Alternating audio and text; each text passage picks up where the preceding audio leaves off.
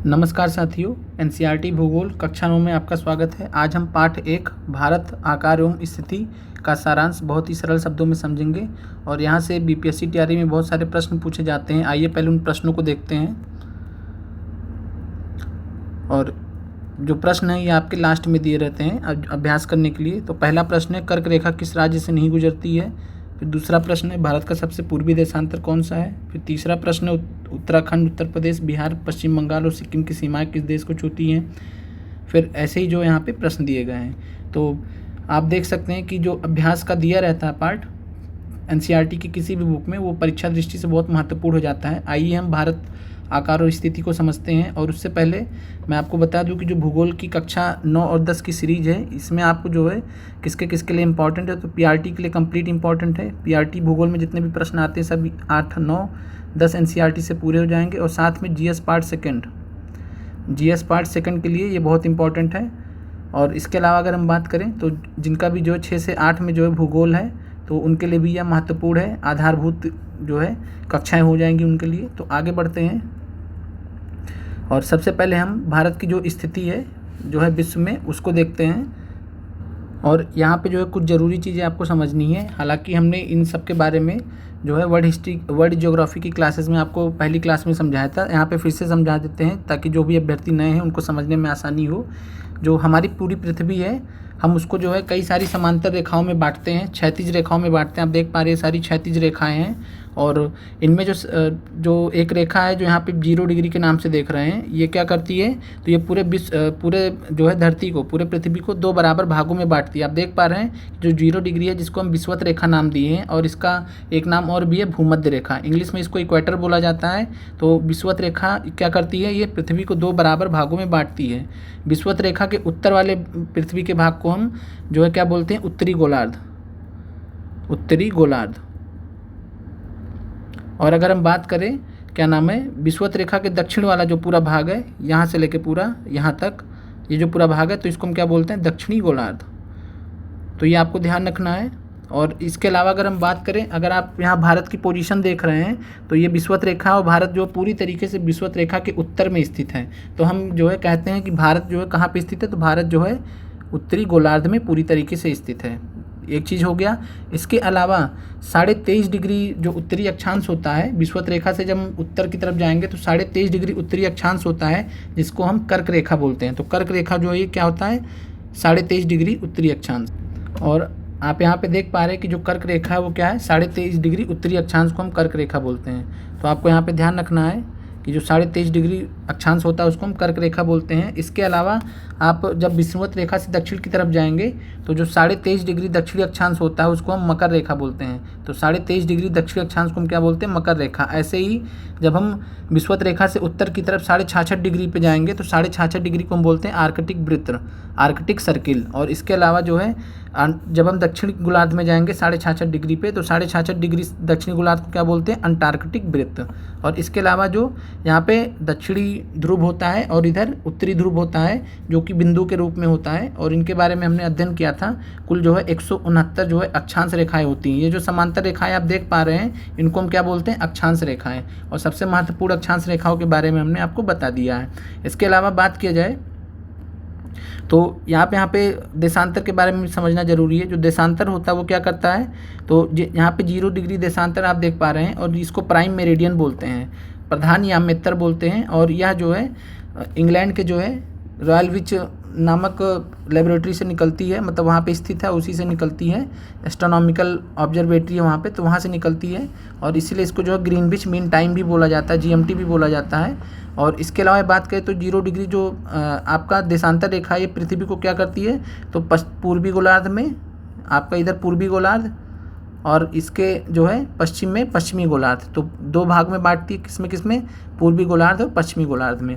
और यहाँ पे अगर हम 0 डिग्री से जब पूरब की तरफ जाएंगे तो यहाँ पे 82.5 डिग्री यहाँ पे जो है देशांतर रेखा पड़ती है, जो कि ऐसे निकलती है भारत की तरफ से। और ये जो है 82.5 डिग्री, तो 82.5 डिग्री को जो है भारत मानक रेखा बोलते हैं, इंडियन स्टैंडर्ड टाइम। तो आप इन चीज़ों को समझ गए होंगे। अब आते हैं अपने क्लास पे और यहाँ पे समझते हैं। और उससे पहले हम आपको यहाँ पे बता दें कि जो भारत का अगर पूरे विश्व की तुलना में किया जाए तो भारत जो क्षेत्रफल की दृष्टि से जो विश्व का 7वां सबसे बड़ा देश है। तो भारत किस नंबर पे है? 7वें नंबर पे है। अगर हम बात करें कि पहले नंबर पे कौन है, तो पहले नंबर पे जो है रसिया, आप देख पा रहे हैं कितना बड़ा है, तो रसिया सबसे बड़ा है और रसिया नंबर 1 पर है। और दूसरे नंबर पे जो है कनाडा, आप यहाँ पे देख पा रहे हैं, तो दूसरे नंबर पे यहाँ कनाडा है और तीसरे नंबर पे यूएसए है। और बात की जाए तो चौथे नंबर पे क्या हो जाएगा, तो चौथे नंबर पे जो है चाइना हो जाएगा, चौथे नंबर पे चाइना हो जाएगा। और 5वें नंबर पे अगर बात किया जाए तो ब्राज़ील है और छठे नंबर पे जो है ऑस्ट्रेलिया है, फिर 7वें नंबर पे भारत है। तो आपको यह क्रम ध्यान रखना, मैं यहाँ पे साइड में लिख दे रहा हूँ। और आप यहाँ पे देख पा रहे हैं कि पहले नंबर पे क्षेत्रफल की दृष्टि से रूस सबसे बड़ा देश है पूरे विश्व का, दूसरे नंबर पे कनाडा है, तीसरे पे यूएस है, चौथे पे चीन है, 5वें पे ब्राज़ील, छठे पे ऑस्ट्रेलिया, 7वें पे भारत। अब आते हैं भारत पे। है पहला पॉइंट आपको यहाँ पे बताया गया भारत की स्थिति के बारे में कि उत्तरी गोलार्ध में स्थित है। तो मैंने आपको जो है पहले ही दिखा दिया है भारत की अब स्थिति उत्तरी गोलार्ध में पूरी तरीके से। और इसका जो मुख्य भाग है वो 8 डिग्री 4 उत्तर से, इसको अभी हम आगे देखेंगे भी। तो इसका जो भारत का जो मुख्य भाग है, अगर उत्तरी और दक्षिण देखा जाए तो उत्तर और दक्षिण में, उत्तर में 8 डिग्री 4 मिनट उत्तर से जो है ये 37.6 जो है उत्तर अक्षांश तक गया है। और अगर पूर्व से पश्चिम की बात की जाए तो 68 डिग्री 7 मिनट से जो है 68.7 से जो 97.25 पूर्व तक गया, देशांतर तक गया है। तो आपको यह याद करना है कि जो भारत का जो उत्तरी जो विस्तार है, उत्तरी दक्षिणी विस्तार है, अक्षांशीय विस्तार और साथ में देशांतर विस्तार। तो अक्षांशीय विस्तार क्या हो गया, 8 डिग्री 4 से जो है 37.6 हो गया। और अगर देशांतरीय विस्तार देखा जाए तो 68.7 से जो है 97.25, ये आपको याद करना है। और फिर है कि कर्क रेखा जो है, जिसको 23.5 डिग्री उत्तरी अक्षांश बोलते हैं या 23 डिग्री 30 मिनट भी बोलते हैं, तो इसके उत्तर में जो है देश को क्या करती है, तो देश को लगभग 2 बराबर भागों में बांटती है। तो ये भी प्रश्न पूछा गया है कि कौन सी रेखा जो है, कौन सी अक्षांशीय रेखा भारत को 2 बराबर भागों में बांटती है, तो कर्क रेखा आपका आंसर हो जाएगा। आगे अभी हम देखेंगे इसके बारे में। और मुख्य भूभाग के दक्षिण पूर्व में, अगर हम भारत की बात करें तो मुख्य भूभाग के दक्षिण पूर्व में अंडमान और निकोबार द्वीप समूह है और बंगाल खाड़ी में, और साथ में दक्षिण पश्चिम की बात करें तो लक्षद्वीप समूह अरब सागर में स्थित हैं। इसको अभी हम आगे देखेंगे। और यहाँ पे जो है एक पॉइंट दिया गया है कि भारतीय संघ राज्य का सबसे दक्षिणी बिंदु जो इंदिरा बिंदु कहा जाता था, सन 2004 में सुनामी लहरों के कारण समुद्र में जलमग्न हो गया। तो भारत का आप यहाँ पे जो सबसे जो दक्षिणी बिंदु है, और सबसे दक्षिणी बिंदु आप यहाँ पे देख पा रहे हैं कि जो भारत का सबसे दक्षिणी बिंदु कहाँ पे स्थित है, तो 37 डिग्री 6 पे, 37 डिग्री 6 मिनट पे स्थित है, जो सबसे आखिरी पॉइंट है। और इसी को हम क्या बोलते हैं, इंदिरा पॉइंट कहते हैं या इंदिरा बिंदु कहते हैं। आगे बढ़ते हैं। यहाँ पे बताया गया भारत के आकार के बारे में। तो भारत के भूभाग का कुल क्षेत्रफल लगभग 32.8 लाख वर्ग किलोमीटर है। और अगर हम बात करें तो इसको हम 3.28 मिलियन स्क्वायर किलोमीटर भी लिख सकते हैं। तो आपको याद रखना है 3.28 मिलियन स्क्वायर किलोमीटर, यह पूछा गया है और यही पूछा जाता है। और भारत का जो क्षेत्रफल है, यानी भारत का जो क्षेत्रफल आपको बताया गया है, ये पूरे अगर हम विश्व का तुलना करेंगे तो पूरे विश्व का कितना भाग है, तो पूरे विश्व के भौगोलिक क्षेत्र का ये 2.4% है। तो ये आपको ध्यान रखना है। और फिर जो है भारत विश्व का 7वां सबसे बड़ा देश है, हमने बात कर लिया है। और भारत की स्थल सीमा रेखा याद करना आपको, भारत की स्थल सीमा रेखा लगभग 15,200 किलोमीटर और समुद्री तट रेखा अंडमान और निकोबार द्वीप समूह तथा लक्षद्वीप समूह के साथ में 7516 किलोमीटर है। तो ये आपको ध्यान रखना है कि भारत की जो कुल स्थल सीमा रेखा है, यानी लैंड बाउंड्री है, वो कितनी है, तो 15,200 किलोमीटर है। और जो समुद्री तट रेखा है, जिसके जिन राज्यों के किनारे समुद्र हैं, तो उनकी तट रेखा को अगर हम किलोमीटर में देखेंगे, अंडमान निकोबार को मिला के, तो 7516.6 किलोमीटर है। तो ये भी सब प्रश्न पूछे गए हैं, तो आपको ध्यान रखना है। आगे बढ़ते हैं। भारत के उत्तर पूर्वी सीमा पर नवीनतम वलित पर्वत है। तो भारत के उत्तर पश्चिम, उत्तर तथा उत्तर पूर्वी सीमा पर नवीनतम वलित पर्वत है, और ये कौन है, हिमालय, यानी हिमालय की बात यहाँ पे की जा रही है। तो हिमालय जो नवीनतम वलित पर्वत है, ये भी आपको ध्यान रखना है। और इसके दक्षिण का भूभाग उत्तर में चौड़ा है और 22 डिग्री उत्तरी अक्षांश से हिंद महासागर की ओर सकरा होता गया है। इसके पश्चिम में अरब सागर है और पूर्व में बंगाल की खाड़ी है। अभी हम इसको फिगर में जो देख लेंगे तो कोई दिक्कत वाली बात नहीं है। और अगर अक्षांश और देशांतर का विस्तार जो है लगभग 30% है, तो ये ध्यान रखना कि अक्षांश और देशांतर का विस्तार लगभग 30% है। फिर भी जो पूर्व पश्चिम का विस्तार है उत्तर दक्षिण के विस्तार की अपेक्षा कम है। तो ये भी हम इसको भी देखेंगे कि जो पूर्व पश्चिम का विस्तार है, ये वाला विस्तार है, तो जो उत्तर दक्षिण विस्तार है उससे कम है। फिर है गुजरात से अरुणाचल प्रदेश का स्थानीय समय में 2 घंटे का अंतर। ये भी प्रश्न पूछा गया है कि गुजरात से अरुणाचल प्रदेश के स्थानीय समय में 2 घंटे का, कितने घंटे का अंतर है, तो 2 घंटे का।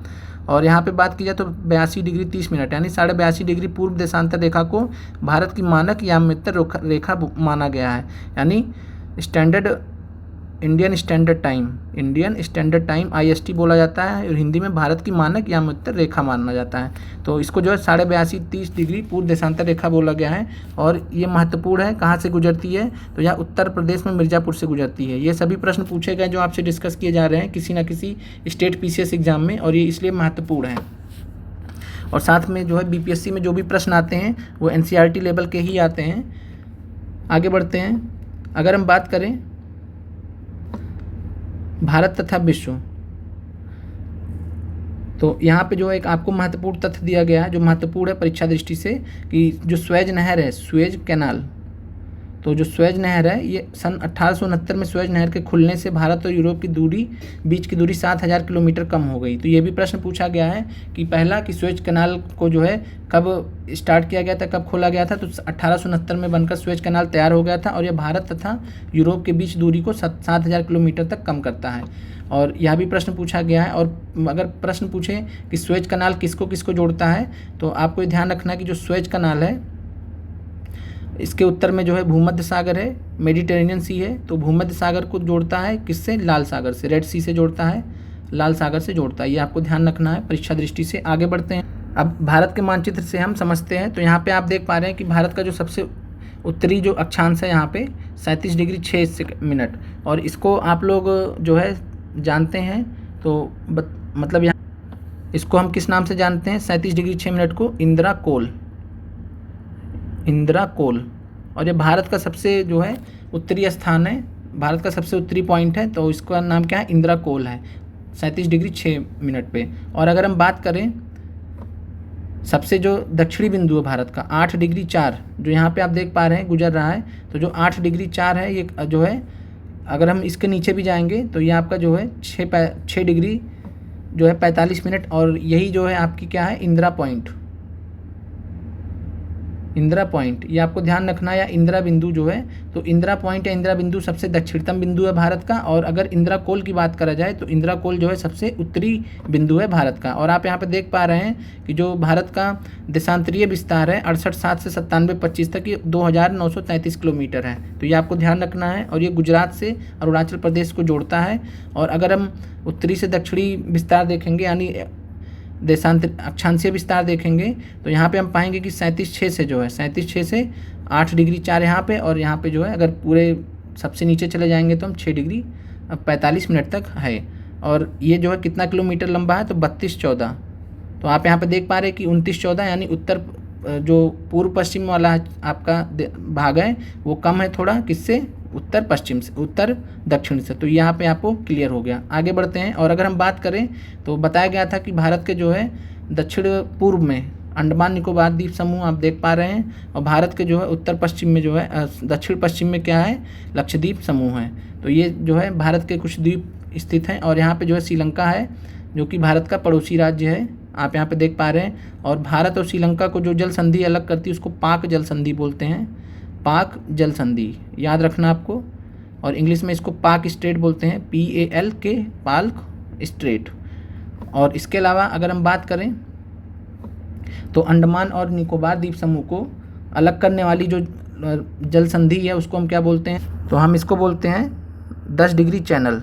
तो 10 डिग्री जो चैनल है वो किसको किसको अलग करता है? तो अंडमान और निकोबार को। अंडमान ऊपर है, निकोबार नीचे है, तो अंडमान और निकोबार को जो अलग करता है जल संधि उसको हम 10 डिग्री चैनल बोलते हैं।